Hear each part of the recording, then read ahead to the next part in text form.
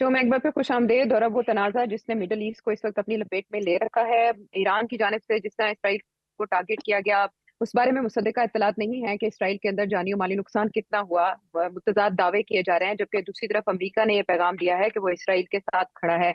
Meanwhile Israel का ये कहना था कि अब वो रिस्पॉन्स के लिए वक्त और जगह का इंतखाब खुद करेगा। हम देख रहे हैं कि लेबनान में इसराइल की जानिब से कार्रवाइयां शुरू की जा चुकी हैं और वहां शहादतों की भी इत्तलात हैं। इसके अलावा शाम और इराक में भी मुख्तलिफ मकामात को निशाना बनाए जाने की इत्तलात है। लेकिन नजम सेठी साहब ने इस सूरत हाल के हवाले से जो प्रिडिक्ट किया था एक हफ्ता पहले जब ईरान की जानिब से अटैक किए गए थे, तो वो क्या था, क्या प्रिडिक्शन थी, और फिर आगे का हाल भी हम जानेंगे।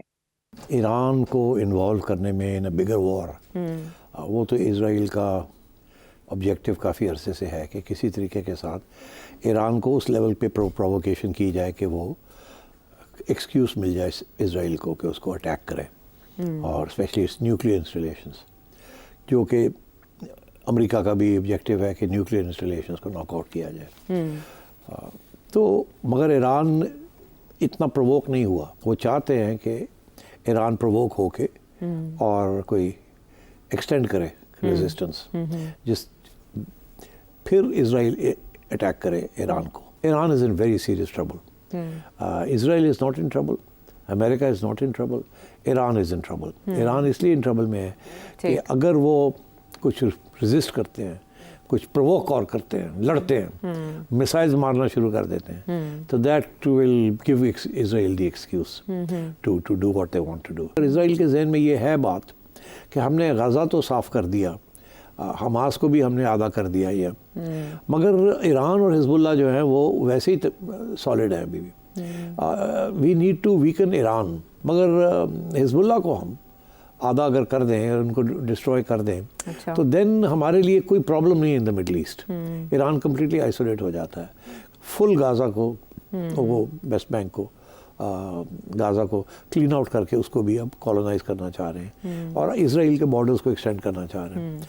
अब अगला बॉर्डर जो है नॉर्दर्न, वो जाके सदर्न लेबनान को मिलता है जी। तो वहाँ भी मेरा ख्याल है ये चाहेंगे कि अंदर घुस के तो एक एरिया जो है लेबनान का वो भी ऑक्यूपाई कर लें, अच्छा, एज अ बफर जोन। अच्छा सेठ साहब, जैसे आपने जुनूबी लबनान का तस्करा किया, जुनूबी लबनान में जो सोर्सेज हैं, डिफरेंट इसराइली फोर्सेस के सोर्सेज हैं, उन्होंने स्काई न्यूज को ये बताया कि ओदेसिया एक कस्बा है जुनूबी लबनान में, जहां ग्राउंड ऑफेंसिव की कोशिश इसराइली फोर्सेस की तरफ से की गई, तो रेजिस्ट उसको हिजबुल्लाह ने किया, एग्जैक्टली जैसे आप हमें बता रहे थे।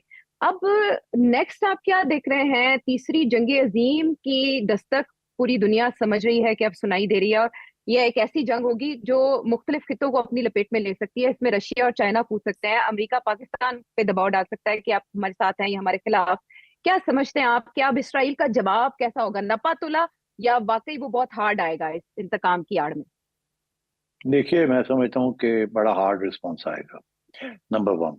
नंबर दो, कि आपने देखा कि ममालिक सारे, उनका बयान आ गया है कि अरे हम तो न्यूट्रल रहना चाहते हैं। तो उससे बड़ा क्लियर हो गई बात कि ईरान आइसोलेट हो जाएगा और इसराइल के पीछे वेस्टर्न पावर्स हैं, स्पेशली द यूनाइटेड स्टेट्स। ये जो यूनाइटेड स्टेट्स वाले कह रहे हैं ना जी, हम तो कहते हैं कि न्यूक्लियर इंस्टॉलेशंस को मत अटैक करें आप, नॉनसेंस।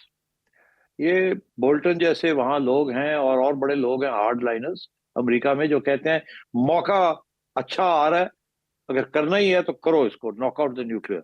देखिए, आज अगर ईरान के पास न्यूक्लियर वेपन्स होते तो आपका ख्याल है इसराइल ने ये कुछ करना था? सवाल ही पैदा नहीं होता। तो इसलिए अब जो रैशनल है, जो लॉजिक है कि ये अच्छा मौका है, ईरान ने मिसाइल्स मारे हैं, हम कहते हैं खास डैमेज नहीं हुआ, फिर वो कहते हैं नहीं नहीं हमने तो उनके एयरबेस को अटैक किया है, 4 जगह पे किया है, ये किया है, वो किया है। तो अब इसराइल की तरफ से आ गया ना कि फिर अब हम बहुत हार्ड एक रिस्पांस देंगे, डिसप्रोपोर्शनेटली। ये भी सारे कह रहे हैं कि, तो अब बात यह है कि इसराइल तो करेगा। वो देखिए, मैंने आपसे पहले कहा था, जिस मुल्क ने 50,000 लोग मार दिए हैं, अब वो रुकेगा नहीं यहाँ। अब वो पूरा अपना मकसद जो है ना वो पूरा करेगा। उधर नेतन्याहू जो है उसके खिलाफ वोट ऑफ नो कॉन्फिडेंस तैयार बैठा है, और वो जितनी देर तक जंग चलेगी, और अगर वो जंग में ऐसी जीत खाता है तो वो तो फिर प्राइम मिनिस्टर रह जाएगा ना, उसको कौन रिमूव करेगा? तो उसके जाती इंटरेस्ट भी, पार्टी पॉलिटिकल इंटरेस्ट भी, और इसराइल स्टेट के पॉलिटिकल स्ट्रेटेजिक इंटरेस्ट भी सारे इस वक्त इकट्ठे हो गए हैं अंडर वन अम्ब्रेला। तो that is why I said कि शॉर्ट टर्म में it's Iran that is in trouble. अब ईरान को के ऊपर अटैक आएगी, पहले तो मैं समझता हूँ कि हिजबुल्लाह के ऊपर वो करेंगे, और मेरा ख्याल है ईरान को और प्रोवोक करेंगे। ईरान को पूरी प्रोवोकेशन नहीं हुई, और प्रोवोक करेंगे, मगर वो एक आखिरी स्टेज होगी।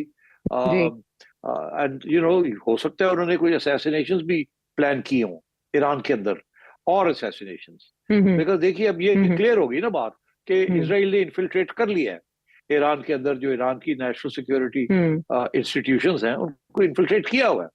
अब अभी एक्स प्रेसिडेंट अहमद साहब का बयान आया है कि जी इसराइल ने हमारी इंटेलिजेंस एजेंसीज आई.ई. ईरान की इंटेलिजेंस एजेंसीज को इन्फिल्ट्रेट किया हुआ है। देखिए money is a very big issue, and so therefore greed, and ये कभी कभी ये चीजें कामयाब हो जाती हैं। This is what spying is all about, turning people, getting information, और मोल्स होते हैं। तो मैं समझता हूँ कि अब अगर उन्होंने और असैसिनेशंस कैरी आउट कर दिए ईरान के अंदर, तो फिर ईरान कहाँ जाएगा, फिर और भी ज्यादा सख्त रिस्पॉन्स करना पड़ेगा। तो जितना रिस्पॉन्स ईरान करता है to a provocation by Israel, Israel को मौका मिल जाता है to do a harder response. तो ये मामला उस तरफ चल रहा है। आई फियर दैट ये इवेंचुअली ये ना हो कि वो न्यूक्लियर इंस्टॉलेशंस को अटैक करें, बट आई थिंक उससे पहले इट इज क्वाइट पॉसिबल कि और असैसिनेशंस हों, हिजबुल्लाह की भी और ईरान के अंदर भी, उनके साइंटिस्ट्स, उनके और लोग, आई थिंक दे आर, उनके हेड ऑफ इंटेलिजेंस, उनके ऑपरेटिव्स, रेवोल्यूशनरी गार्ड्स के लोग, इट्स क्वाइट पॉसिबल कि अब इसराइल उस किस्म की जगह जंग करेगा। तो आपके ख्याल में इस सूरत हाल को कंट्रोल करने में कौन किरदार अदा कर सकता है, अमेरिका, रशिया या चाइना? रशिया चाइना तो कुछ भी नहीं कर सकते, और रशिया का चाइना का तो प्रॉब्लम यूक्रेन में चल रहा है ना, आपने देखा, एंड अमेरिका की वजह से वहां वो सोल्यूशन नहीं निकल रही। यूरोपियंस भी चाहते हैं वॉर कंटिन्यू करे वहां, अमेरिका भी ये चाहता है, तो इसलिए रशिया ने तो अभी यहाँ तक आ गया कि उसने न्यूक्लियर थ्रेट्स करनी शुरू कर दी, हम तो न्यूक्लियर वेपन्स भी इस्तेमाल कर सकते हैं। और यहाँ so I don't think they are in play in play here. वो सवाल ये कि ईरान को मॉरल सपोर्ट या हथियार दें, आर्मामेंट सप्लाई करें, ये करें, वो हो सकता है, और वो रशिया कर सकता है, चाइना तो वो भी नहीं कर सकता, या नॉर्थ कोरिया कर सकता है, मगर वो भी वाया रशिया ही होगा। सो अब बात ये है कि आई फियर कि ईरान आइसोलेट होता जा रहा है, तो इसलिए I think Israel knows this, and therefore I think testing times for Iran. और ये भी हैरत अंगेज है कि सेंस करने और कैलकुलेट करने के बावजूद, यानी आपने भी अपने तज्जिये में कहा कि ईरान को प्रोवोक करने के लिए इसराइल की जानिब से ऐसे इकदाम किए जा रहे हैं, किस तरह से लीडर्स को टारगेट किया जा रहा है। ये हैरत अंगेज है कि ईरान ने इस तरह का काम क्यों किया।